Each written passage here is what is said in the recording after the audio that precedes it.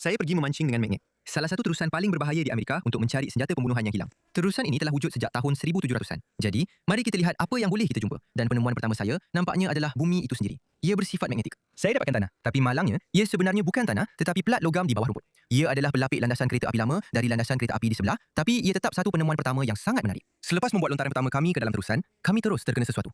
Kami sangka ia laras napang. Tapi rupanya, ia sejenis paip besi pelik. Mungkin dari troli membeli belah. Tapi, kami putuskan untuk terus mencuba dan cuba dapatkan sesuatu yang menarik, seperti senjata pembunuhan. Tapi mungkin kami pula yang akan jadi mangsa sebab kami berdua dah kena tetanus. Selepas baling magnet ke dalam terusan untuk kali kedua, ops, itu memang salah saya. Saya terkena sesuatu yang sangat besar semasa menariknya keluar.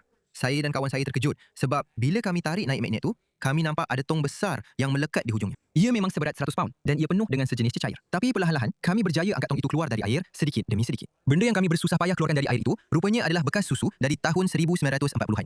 Malangnya, tiada senjata pembunuhan, tapi kami akan kembali, tidak lama lagi.